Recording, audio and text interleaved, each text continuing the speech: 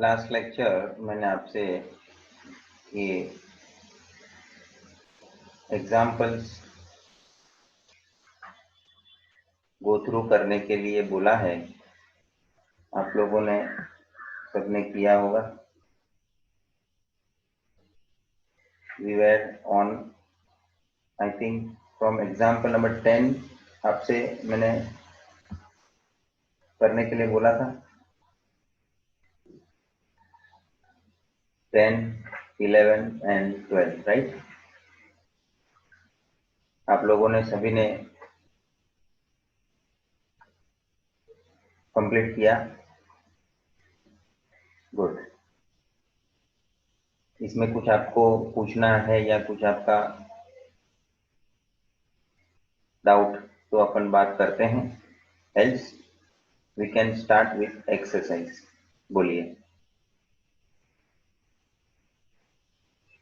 All of you.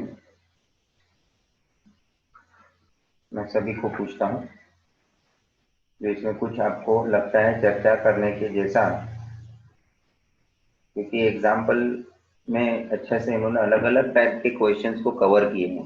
What time मेरे को क्यों एग्जाम्पल लेना था, तो इसका कारण भी यह है कि they have given variations in the question अलग अलग पैटर्न जो है उसके। Okay, so let me start with the exercise. Fine.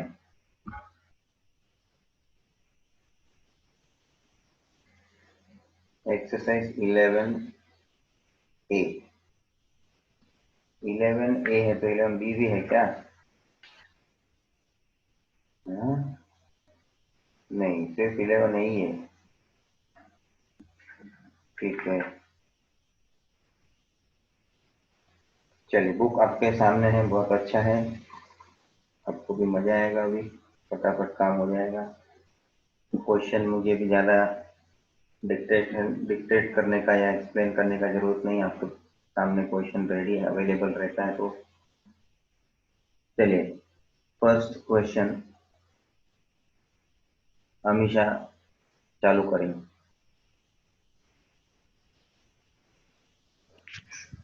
5 boys A, B, C, D, and E are sitting in a row.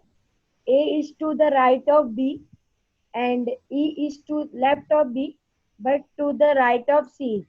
A is to left of D, who is second from the left end. तो इसका sequence है CE, okay, CEBAD.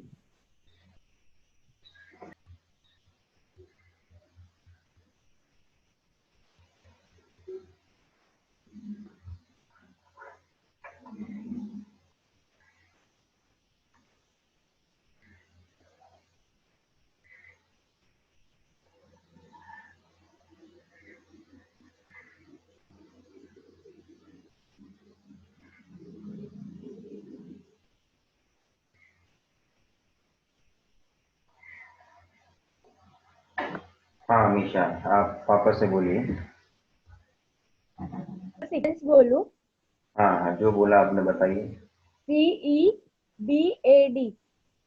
CEBAD। अच्छा, और option CE. Option है सी, मतलब answer है ई, right. देख लो, अब आप लोग एग्जैक्टली सीक्वेंस पहले बनना है, ये हमेशा ने बनाया है, सब लोग जरा देखो। 5 boys ABCDE in a row. A is to the right of B. A B के राइट में है, ठीक है।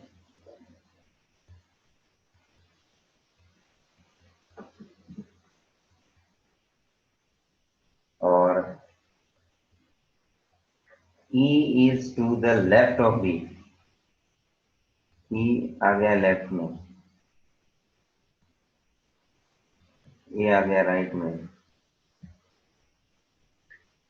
But to the right of C, A is to the right of B and E is to left of B.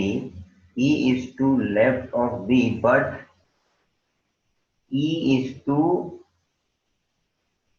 The right of C. मैं वापस पढ़ा, समझे आप लोग? उन्होंने क्या कंटिन्यूएशन में दिया है, अपने को क्लियर करना है, तो मैं वापस उसका स्टेटमेंट का रेफरेंस पहले से लेके पढ़ रहा हूँ, समझे कैसे? E is to the right of C, क्योंकि ई जो है वो सी के राइट में, तो ई तो पहले से है इधर मेरे पास, वो राइट होना है सी के, ये ले सी इधर लग दिया तो ई के राइट में आ गया। समझ रहे सब लोग? A is to the left of D, A D के लेफ्ट में आ गया ना, हो गया हिसाब, बराबर है आपका। तो इसके मुताबिक आंसर में अपने पास अपने को क्या ढूंढना है, who is second from the left and. तो ये सीक्वेंस बना, उसमें लेफ्ट से सेकंड कौन है, ये रहा लेफ्ट साइड की बात, उसमें से सेकंड है यहाँ ये। हाँ, थोड़ा अभी आपको क्वेश्चन के पैटर्न में समझते हुए आगे बढ़ता रहना है, मतलब फटाफट होते चला जाएगा। हाँ, कॉम्प्लिकेशन जो है वो अपने को ज्यादा पढ़ के क्लियर करना रहेगा, बाकी जो दिया है स्टेटमेंट उसको समझने की जरूरत है। परफेक्ट।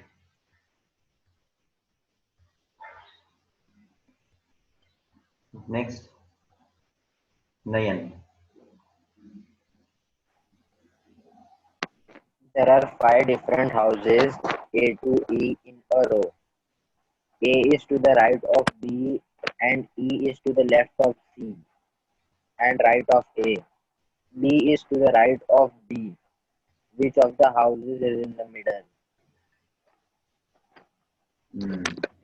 बीच में कौन है? ठीक है, पहले सीक्वेंस बना के बताओ, मालूम पड़ेगा बीच में कौन है। चलो हाँ बोलो नयन। E B A C D D. अच्छा, E D E B A E B A D D. Donkey का D. अच्छा, ई डी ए, ओके।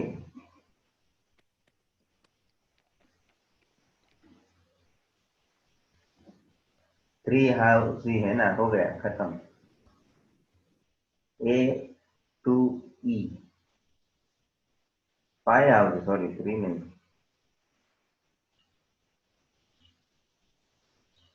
नयन तीन ही हाउस हुआ ना। D B A. E D A तो लिखा है। D B A E C. अच्छा, बी सी तो बोलो ना last B C. Sir starting D से होता है, फिर बी आता है, फिर ए आता है, फिर ई आता है, फिर सी आता है। और तू बोल तो भाई नकुल। सर वो भी नयन ने भी वही बोला। हाँ, तो मेरे को सुनने में नहीं है, दिक्कत हो रही है हाँ, शायद। पहले डी आएगा, डी, फिर बी आएगा, फिर ए आएगा, फिर ई आएगा, फिर सी आएगा। Okay. So five different house A to E in a row. A is the right of B. A is the right of B. ठीक है, दिख रहा है। E is to the left of C. Okay, है। And right of A. E is to right of A. बराबर है। B is to right of D. Okay, बराबर है। Which of the house in the middle? That is A. Option A.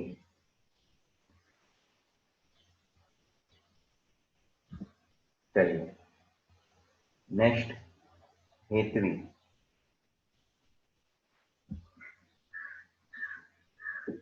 Five friends P, Q, R, S, and T are sitting in a row facing north. Here S is between T and Q is to the immediate left of R. P is to the immediate left of T. Who is in the middle? तो immediate वाला है। बोलो। Sequence है PTSQR. Let us verify. 5 friends PQRST sitting in a row facing north. ठीक है, मतलब ये north face पे बैठे हैं सब लोग. Here S is between T and Q. Okay. Q is the immediate left of R. Q is immediate left of R. है. T is to the immediate left of T. P is to immediate left of T. यही है.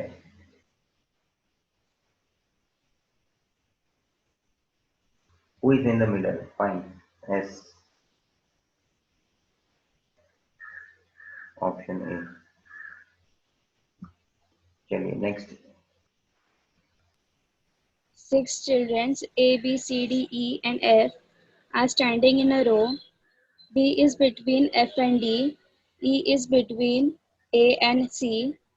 A does not stand next to either F or D. C does not stand next to D. F is between which of the following pairs of children? ऐसे कुछ information देखो इसमें ऐसा दिया है जो मतलब आगे हमने थियरी में पढ़ा ना, जो अपने यहाँ रिलेटेड नहीं है लेकिन वो आंसर ढूंढने में मदद करेगा, है ना. डायरेक्ट नहीं, इनडायरेक्टली वो इंफॉर्मेशन का हमारा को कहाँ ना कहाँ तो उपयोग करके लेना है. लेकिन ठीक है, वो नॉट है, मैंने बोला था ना मैं, या अभी होटल में नहीं बैठा हूँ. अरे नहीं बैठे तो नहीं बैठे, तो उसको बोलने की क्या जरूरत है, लेकिन उससे हिंट मिलता है कि नहीं, हाँ होटल में तो नहीं है, तो कुछ तो दूसरा सोचेंगे. तो इसी जानकारी है जो अपने को इनडायरेक्ट वे से मदद में आ सकती है. चलिए, तो A B C D E F sitting in a row. आप कुछ बोलना चाहेंगे? तन्वी चालू करो. नहीं, okay. B is between F and D. तो टोटल कौन कौन है? A B C D E F, ये सब मिला के हैं total. Standing in a row. B is between F and D. F and D के बीच में है बी. जो बोल रहा है ऐसा मैं करते जाऊंगा ना, थोड़ा बहुत हमने वो हिंट मिलना चाहिए. E is between A and C. E वापस कुछ नया मुझे मिल रहा है तो मैं अलग से बना. E is between A and C. क्योंकि ये देखो, ये पहली कंडीशन को और दूसरे में यहाँ जो इन्होंने बताया उसका कोई कनेक्टिविटी नहीं मेरे को अभी दिख रहा फिलहाल, तो मैं दोनों को अभी अलग अलग लिख रहा हूँ. फिर ऐसी कोई इंफॉर्मेशन मिलेगी जो दोनों को कनेक्ट करता होगा तो मैं दोनों को फिर एक साथ जोड़ दूंगा. Time being I have to make it individual.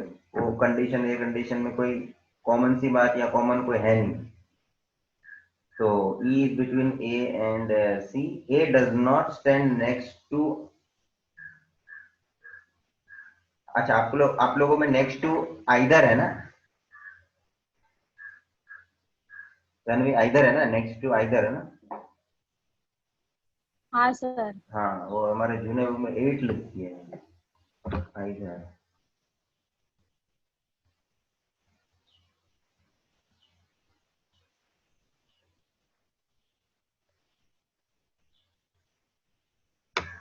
So A does not stand next to either F or D. A जो है ना वो ना ही F के बाद होना चाहिए ना ही D के बाद होना चाहिए. F.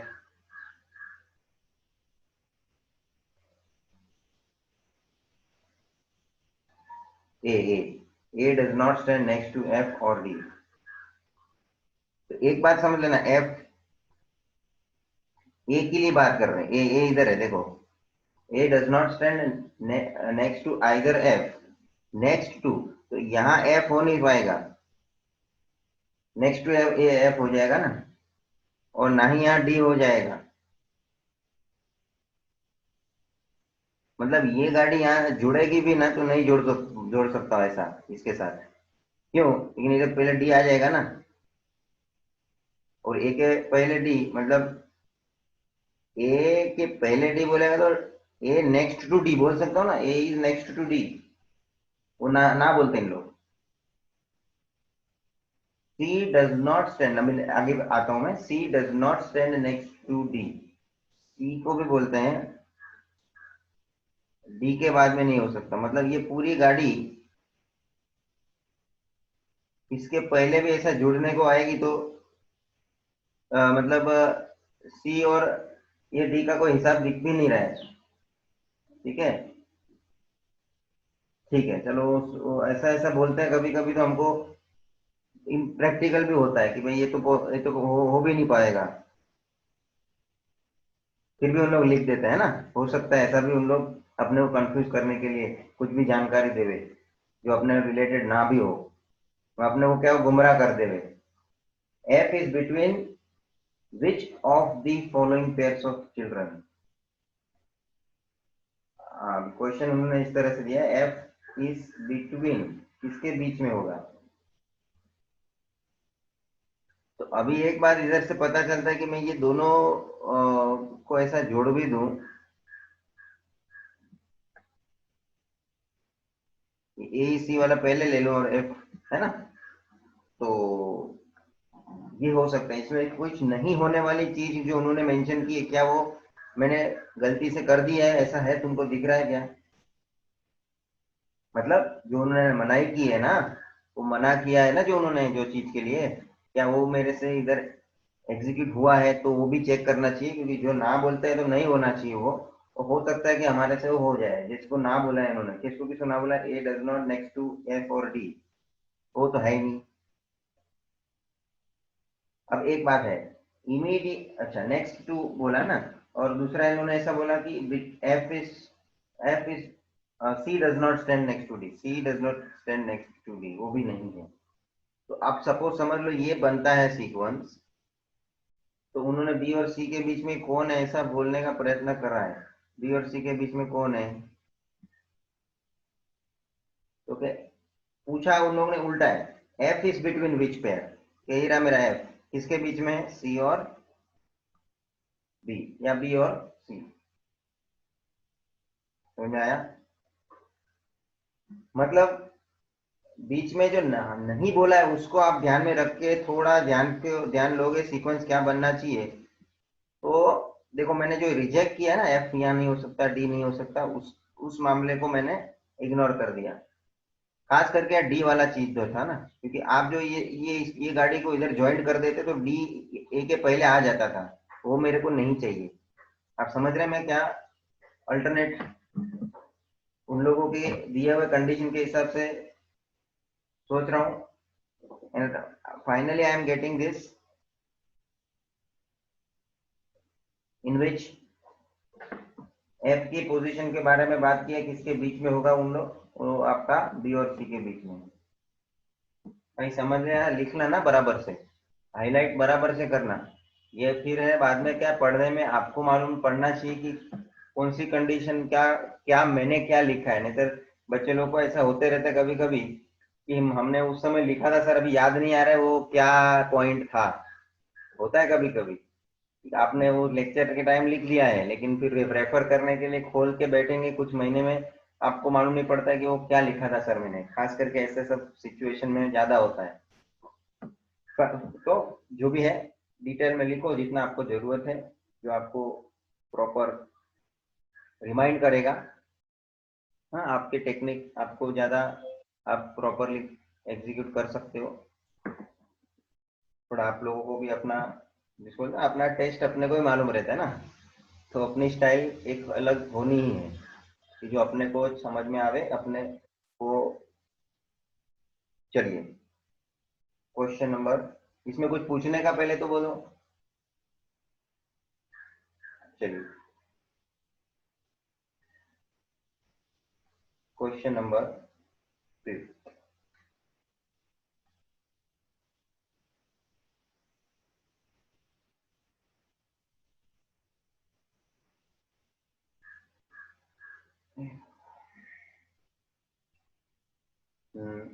नेक्स्ट पढ़ेंगे Nakul. There are 8 books kept one over the other. 2 books are of organization behavior, 2 books on TQM, 3 books on industrial revolution, and 1 book on economics. Counting from the top, the second, fifth, and sixth book are of industrial relations, 2 books on industrial relations are between two books of TQM. One book of industrial relation is between two books of organizational behavior, while the book above the book of economics is the book of TQM. Which book is in the last book from the top? Last book from the top. TQM, total quality management, हाँ subject है।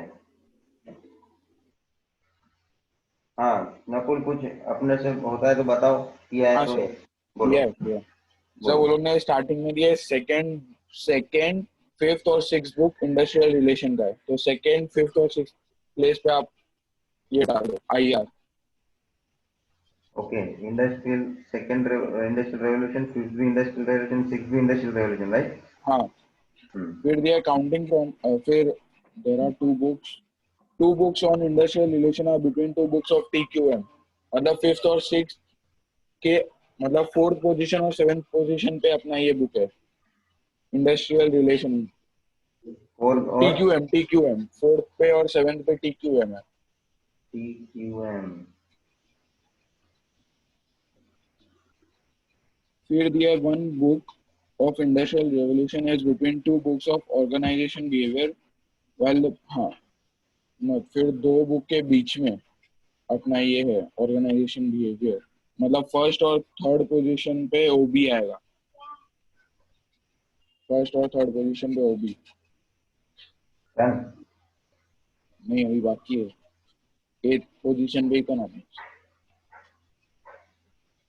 क्योंकि economics के book के ऊपर TQM की book है और TQM की जगह खाली सेवेंथ वाली बाकी है, तो लास्ट में इकोनॉमिक्स। एट इकोनॉमिक्स खत्म, answer economics.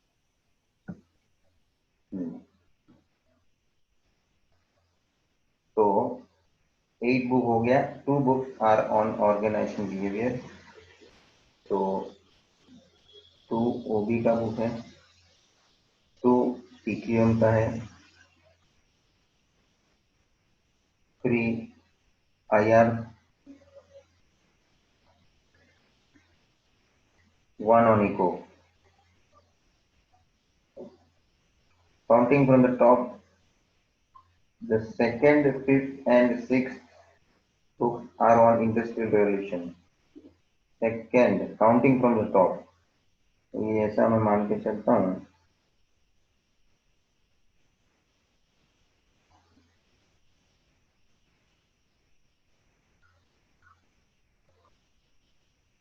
Second, fifth and sixth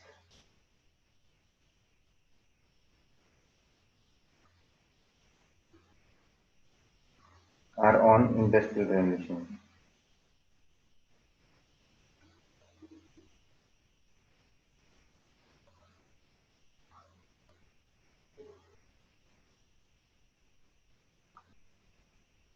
Two books on industrial relations are between books on TQM.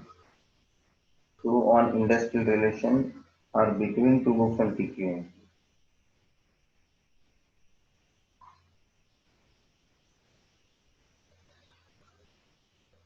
क्योंकि 2 बुक्स ऑन इंडस्ट्रियल रेवोल्यूशन जो है वो इसके बीच में से बोलते हैं 2 books on industrial revolution are between 2 books on TQM.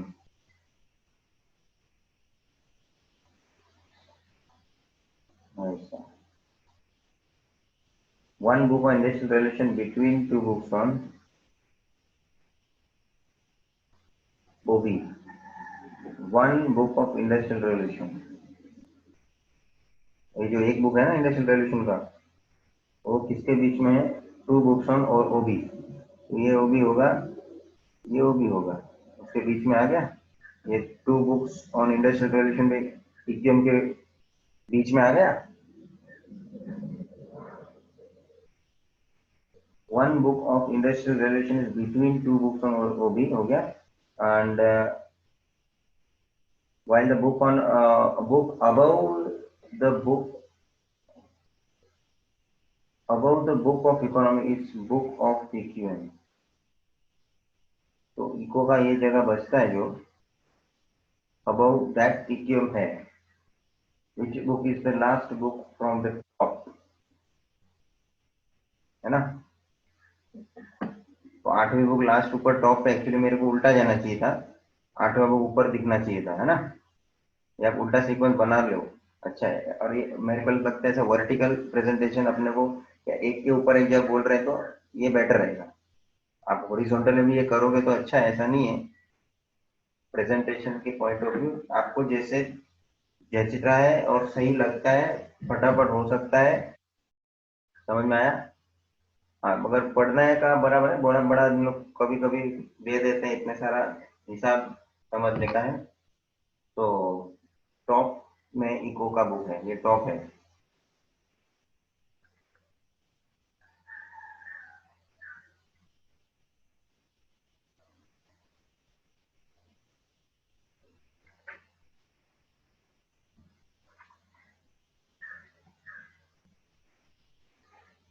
Done properly, आप लोग जरा लिख के लेना, भले थोड़ा अभी डिटेल में लिख के नहीं पड़ेगा, जरा एग्जाम के हिसाब से भी सोच लेने का कैसे अपन जाएंगे फटाफट।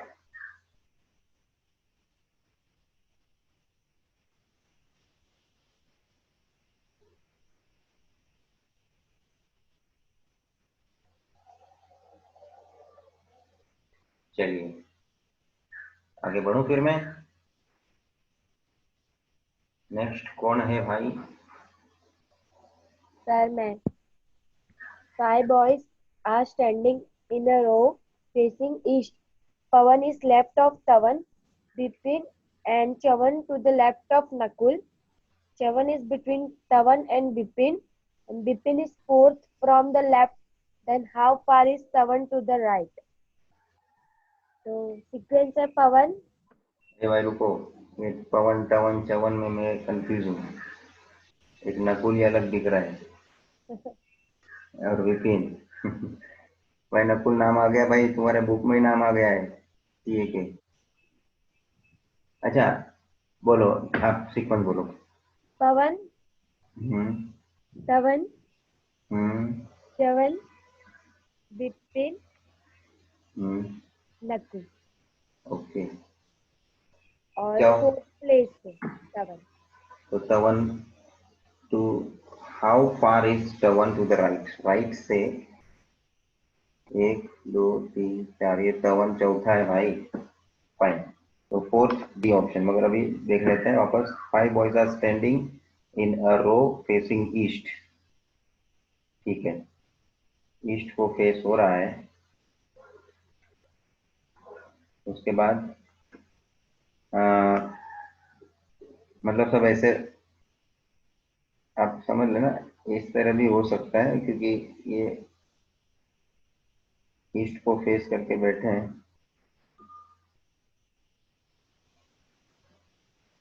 सब लोग ईस्ट को फेस करके बैठे हैं, चलो assume it. Pawan is left to Tavan, left of तवन।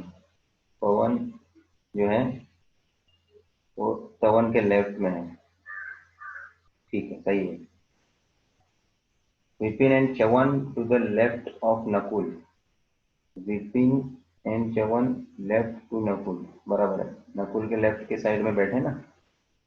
Chyavan is between Tavan and Vipin, Chavan is between Tavan and Vipin, सही है। Vipin is fourth from the left, Vipin की बात करें तो वो लेफ्ट साइड से, लेफ्ट मतलब ये हो गया है ना, ये लेफ्ट हो गया, यहाँ से ऐसा राइट हो गया, तो लेफ्ट साइड से विपिन जो है चौथा है ना? That is also true, perfect. Then how far is the one to right, correct. अभी डायग्राम आपको जैसा बनाने का है मेरे ख्याल से, ईस्ट फेसिंग है, वो हिसाब से ऐसा भी बनेगा तो बेटर है।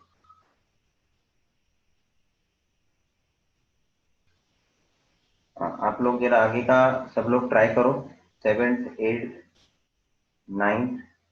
हाँ, I am coming with in 5 to 10 minutes।